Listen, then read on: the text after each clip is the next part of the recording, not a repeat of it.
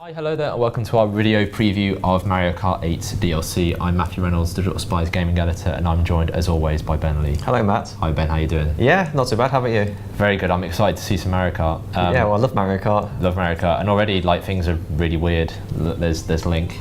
Okay, that's bizarre. What's he doing in my Mario game? Exactly. Yeah, this is kind of like the kind of the conceit of the first DLC, or both DLCs actually, is that Nintendo have decided to put different franchises in Mario Kart.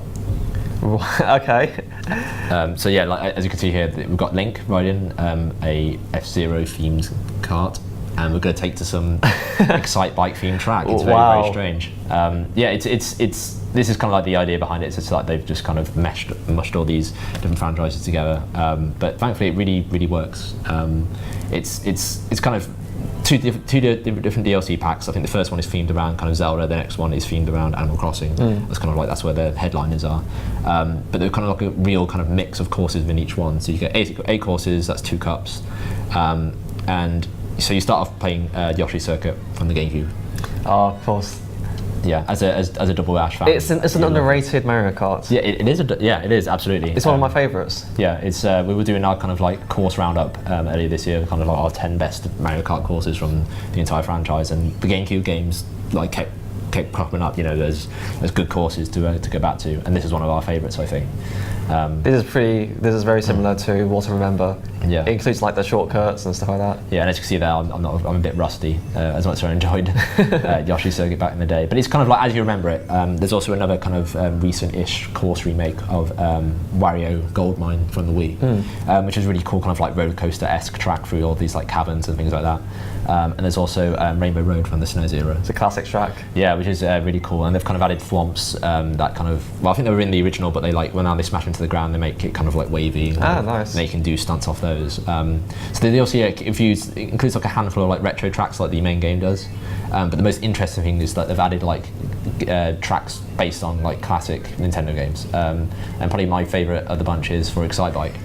And as you can see, it's kind of like a very kind of like almost like ordinary track. It's almost like it's like basically a loop, right, which kind of reminds me a little bit of Baby Park in its kind of like simplicity. But the real interesting thing about it is that the course is random every time you play. Oh wow! So it's kind of like the NES original.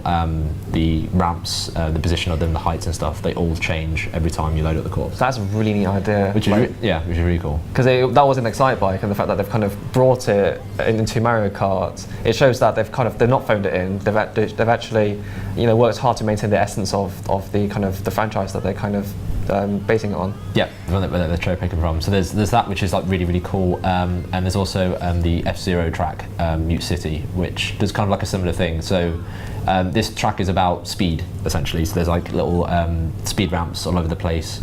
There's those kind of like little turnstiles that if you run into them, they kind of like make you spin and go faster, and that sort of thing. And it kind of like it loops upside down like the old courses do, but actually it works really well within Mario Kart 8, because that's basically what Mario Kart 8 was all about, is these anti-gravity courses that kind of like sent you upside down and all that sort of thing. So it kind of like really fits thematically really well. And like Excite Bike, what it does is that it kind of like fits into the game's kind of like little details. So I don't remember with F-Zero, like if you go into the pits, you would like go into like these little kind of areas, and your shield would increase. Yeah. So here, if you do that, then your coins would increase all the way up to 10. That's a really neat touch. Yeah, that's pretty awesome. Yeah, it's really kind of fun, and it also does it little things like that in the Zelda theme course, which is called Hyrule Circuit, where like it's kind of like based in kind of like the grounds of like Hyrule Castle.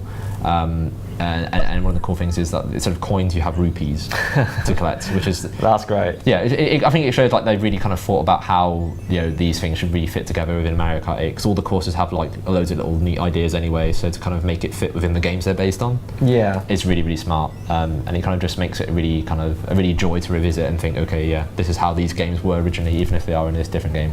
And there's also like a couple of new tracks as well, and they're a bit less exciting just because I think by their very nature, there's no nostalgia value. Every other course has either like it's themed off an old Nintendo game or is a classic track. But they're still pretty good. There's one called this one, which is called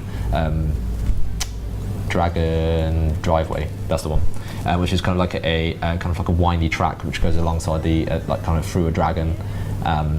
and there's like Oriental kind of theme music, and like there's lanterns all over the place and stuff like that. And it's kind of like a very kind of, it feels like very much like a pure Mario Kart 8 track. It's very kind of like windy. It's kind of like it's imaginative. Yeah, it looks unique as well. Yeah, it's very vibrant. And it's kind of like it's you know quite tricky. There's those little technical bits to it, like those little ramps here and there, that sort of thing, which is kind of neat. And there's also another new course called Ice Outpost, which is like 2 thin tracks that kind of bounce up and down, like weave in and out each other. And that is also quite a technical track where you can imagine like people will be competing for space on these little courses, and you can kind of go off track and like go off these little kind of ice, sort of like glacier kind of like little platforms and jump off and stuff like that. So they're really neat. Again, they're not as exciting just because like there's no nostalgia there. But the fact that they've also, as well as like delved into their kind of history and delved into kind of old Mario Karts, they've kind of come up with new stuff is really cool. So it's really neat, and it's like the fact that you get like 8 of these things in one pack for what is very little money. How much is it? It's £7. Wow. For a track. For a pack, and then you can buy both for £11. So if you get both packs for £11, that's what, 16 tracks in total? Yes. Which is 50% of the main game. Yeah. Which is actually, we think about it, really good value actually. Yeah, when you put it like that, yeah. I mean, like, I think we're usually hesitant to talk about kind of like the value of things because it means differently to different people. But yeah, it is really good value. I think there's no escaping that. This is actually quite a cheap DLC pack, especially when they're like adding 8 courses, they're adding 3 characters.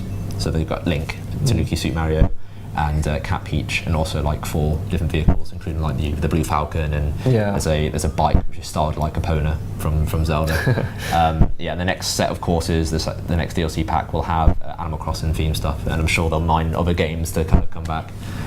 It's really good value, and I think it's weird. Like, there's a real kind of great novelty value to it initially, but I can sort of see that these courses are already like well designed enough that there'll be a lot of like nuance to them and a lot of kind of like depth that there's little shortcuts here and there, little ways to kind of get more out of it, which I think why Mario Kart 8 was particularly so good. I'm really pleased that Nintendo are approaching downloadable content with the right approach.